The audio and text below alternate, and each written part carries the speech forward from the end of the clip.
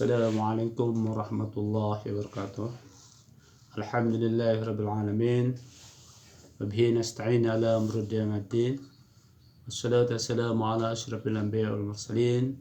Sayyidina wa maulana Muhammadin wa ala alihi wa sahbihi ajma'in, amma ba'du. Para pemirsa yang dirahmati Allah, pada kesempatan ini materi yang kita bahas adalah rukun iman kepada Nabi dan Rasul. Nabi merupakan iman kepada Nabi dan Rasul adalah rukun iman yang keempat yang harus kita ketahui semua dan wajib atau fardu ain kalau kita hafal tentang Nabi-Nabi itu. Kita ketahui bahwa Nabi adalah utusan Allah. Adapun Rasul adalah, di samping dia sebagai utusan Allah, diberikan kewajiban untuk menyampaikan risalah-risalah ketuhanan kepada para umatnya. Adapun materi yang hari ini yang mau saya bahas itu adalah bagaimana cara kita menyampaikan tentang iman kepada Nabi dan Rasul kepada siswa-siswa kita, biar mereka tepat ingat, biar mereka itu siswa kita itu tidak gampang lupa Nabi yang 25 dari Nabi Adam sampai Nabi Muhammad sallallahu alaihi wasallam. Adapun kita ketahui setiap nabi itu diberikan mukjizat. Mukjizat adalah suatu keadaan atau kejadian luar biasa yang dimiliki para nabi yang diberikan oleh Allah Subhanahu wa taala. Tentu kita ingat ketika kita belajar di SD atau ketika belajar kita di madrasah ibtidaiyah, sanawiyah, aliyah atau SMP, SMK, SMA, kita diajarkan oleh guru-guru kita. Kita ingat bahkan pelajaran yang 18 tahun yang sudah lewat berbicara tentang Nabi Musa misalnya. Kita ingat Nabi Musa itu dengan mukjizat tongkatnya. Sehingga siswa anak-anak kita, kalau kita tanya siapa Nabi yang mempunyai tongkat, mukjizatnya adalah tongkat yang berubah jadi ular, mesti anak itu menjawab langsung, itu adalah Nabi Musa. Nabi Musa alaihissalam ketika menghadapi para penyihir Fir'aun, laknatullah. Oleh karena itu, ketika kita menyampaikan materi tentang iman kepada Nabi dan Rasul, anak didik kita perkenalkan mukjizat yang dibawa oleh Nabi-Nabi itu, biar mereka cepat ingat. Misal, ketika zaman Nabi Nuh itu ketika dia menyampaikan dakwahnya dan banyak diingkari oleh para pengikut-pengikutnya yang umatnya tidak setia kepadanya, bahkan tidak mempercaya kepada Nabi Nuh, bahkan istrinya maupun anaknya tidak percaya kepadanya. Allah datangkan yang namanya bala dan bencana seperti banjir Nabi Nuh, banjir bandang yang dahsyat atau tsunami yang kita kenal hari ini. Nah, apa yang ada pada Nabi Nuh? Nabi Nuh itu diberikan mukjizat kepada Allah adalah disuruh dia bikin kapal. Anak itu biar lebih cepat paham, kita datangkan kapal itu, replika kapal-kapal lah, biar anak itu cepat ingat. Oh, ini kapal seperti yang dibikin Nabi Nuh. Dan banjir, kita datangkan air seperti ini. Di dalam kelas kita bawa air, biar anak itu membayangkan banjir itu. Bahwa ketika Nabi Nuh itu umatnya ingkar itu dikasih azab oleh Allah, makanya air yang ada di bawah bumi itu akan bermunculan sehingga menenggelamkan apa yang ada di atasnya dan hanya menyelamatkan orang-orang yang taat kepada Nabi Nuh alaihissalam. Dan yang kedua Nabi Musa. Nabi Musa itu kita kenal dengan hebat mukjizatnya yaitu tongkat. Nah, ini kita datangkan misalnya tongkat, biar anak-anak itu ketika melihat tongkat ini, oh ini tongkat. Dulu Nabi Musa tongkatnya, walaupun tongkat tidak seperti persis tongkat Nabi Musa, tapi kita datangkan tongkatnya. Ketika tongkatnya itu langsung ketika dilempar ke udara, langsung berubah jadi ular raksasa yang memakan semua ular-ular para tukang sihir. Nah, inilah sedikit tentang contoh menyampaikan materi kepada siswa-siswa kita. Ini yang dinamakan adalah metode taktil, di mana kita membawa alat-alat sentuhnya.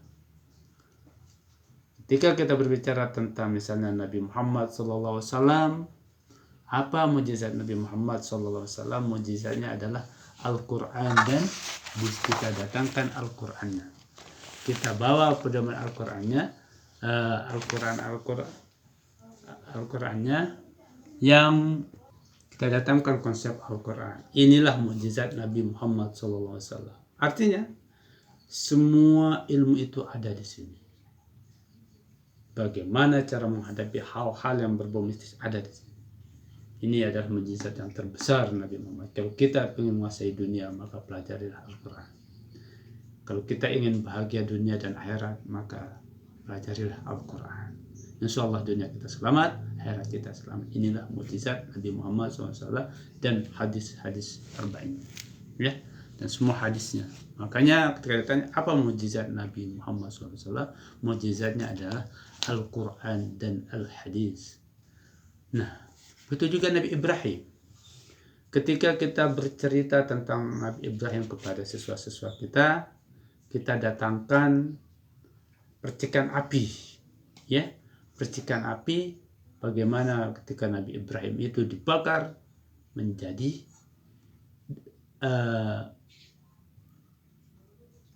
api itu menjadi dingin karena diselamatkan oleh Allah SWT. Ya narukun bardan salaman ala Ibrahim. Allah dalam Al-Quran bahwa api itu diperintahkan untuk dingin untuk menyelamatkan Nabi Ibrahim. Dan ketika kita berbicara tentang nabi-nabi yang lain, ketika Nabi Ilyas, Nabi Yunus misalnya, diterkam sama ikan yang luar biasa besarnya, yang kita kenal mungkin namanya ikan nun, yang melahap dia.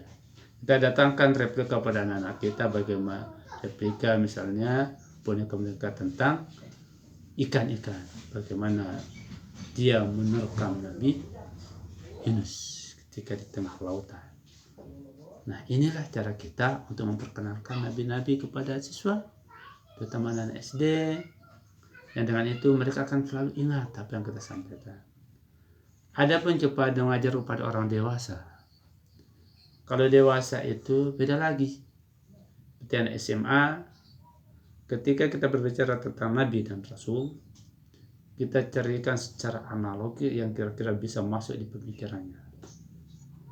Misalnya kita berbicara tentang Isra Mi'raj. Ketika kita berbicara tentang Isra Mi'raj, bagaimana Nabi itu cepat kilat, ya, dari Masjidil Aqsa sampai ke Sidratul Muntaha. Kita paparkan dia, kita gambarkan dia sekilas tentang bagaimana pada saat ini manusia merancang. Walaupun tidak seperti Rasulullah, tapi ketika dia ke bulan itu, dia menggunakan roket yang kecepatannya hampir 10 kali kecepatan suara. Bagaimana cepatnya itu? Berapa ribu kilometer per jam. Bagaimana cepatnya sampai tembaga yang begitu, baja yang begitu tebal pada roket itu menjadi panas, membara. Ketika sampai di bulan itu sudah menipis. Tapi bagaimana ketika Rasulullah Isra Mi'raj, langsung kecepatannya jauh melebihi kecepatan roket-roket itu. Nah, disinilah kita analogikan bagaimana kekuasaan Allah dalam menuntun Nabi Muhammad SAW dari Masjidil Aqsa ke Sidratul Muntaha. Inilah keajaiban dan mukjizat yang luar biasa pada Nabi Muhammad SAW yang tidak pernah disampaikan, yang tidak pernah diberikan kepada nabi-nabi sebelumnya. Kenapa? karena Nabi kita adalah Nabi yang sangat mulia. Anak-anakku, pada pemirsa yang dirahmati Allah, berbicara tentang Nabi tidak putus-putusnya. Ketika kita berbicara tentang Nabi Isa alaihissalam, bagaimana Nabi Isa bisa menghidupkan orang yang sudah mati, itu merupakan mukjizatnya.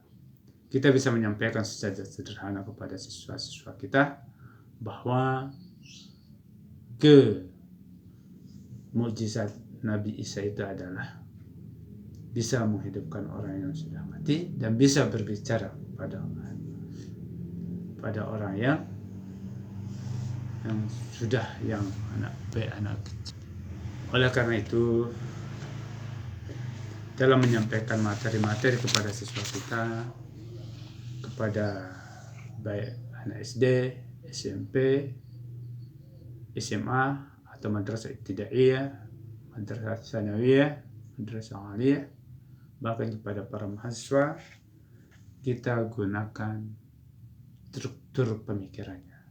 Kita perhatikan bagaimana kemampuan mereka berpikir, biar mereka tidak jenuh ketika kita berbicara tentang Nabi. Karena anak-anak sekarang itu berbicara tentang Nabi, kadang-kadang mereka merasa jenuh, apalagi kalau sekedar hanya cerita dan cerita. Kenapa hal itu bisa terjadi? Karena dunialah keadaan yang hari ini kita lihat bagaimana perkembangan teknologi. Makanya penyampaian kita ikuti irama perkembangan zaman, irama perkembangan teknologi. Ya. Bagaimana hari ini kita lihat, kalau dulu mukjizatnya Nabi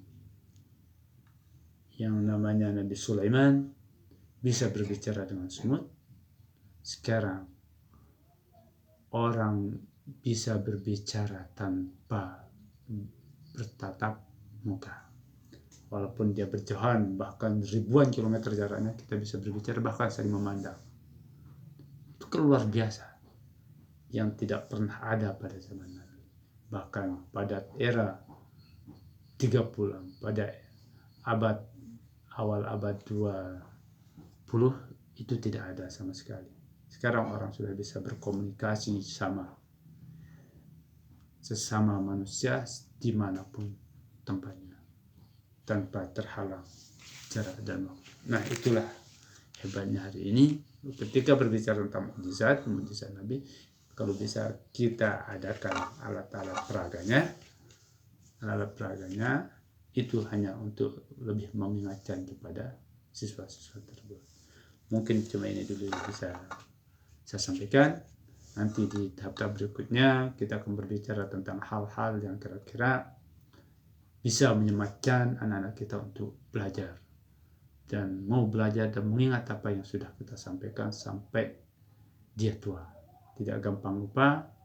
Nah, sekali lagi, ini adalah metode yang saya bawakan, itu adalah metode taktil, metode sentuh.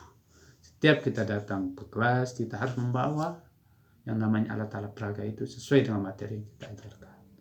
Misalnya nanti kalau kita berbicara tentang mandi jenazah, kita adakan ringkapannya, kita replika jenazahnya, biar mereka itu langsung praktik di depan kita. Teori mereka tahu, praktiknya mereka bisa. Nanti terjun di masyarakat, dia langsung bisa. Begitu juga cara memandikan jenazah. Kita datangkan jenazahnya, replika jenazahnya, bagaimana cara memandikannya, selanjutnya bagaimana cara mengkafaninya yang bagus. Nanti yang terakhir, ketika mensolatkan jenazah, kita datangkan lagi replika jenazahnya, bagaimana tata cara kita sholat untuk jenazah, biar mereka itu lebih paham dan tetap diiman. Ketika selesai materi itu di sekolah, ketika sampai di masyarakat bisa dipraktikkan langsung. Itu maksudnya metode taktil ini luar biasa.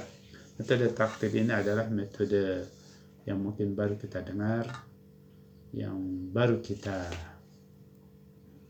ketahui dari berbagai sumber materi dan kajian. Ternyata metode taktil itu adalah metode yang sangat luar biasa. Mungkin cuma ini yang dapat kita sampaikan dulu pada hari ini. Ada pertanyaan nanti bisa di komen, dan jawabannya nanti kita share.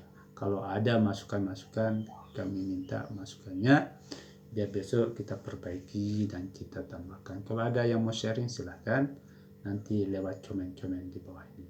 Sekian, hadirna wa iyyakum ajma'in. Wassalamualaikum warahmatullahi wabarakatuh.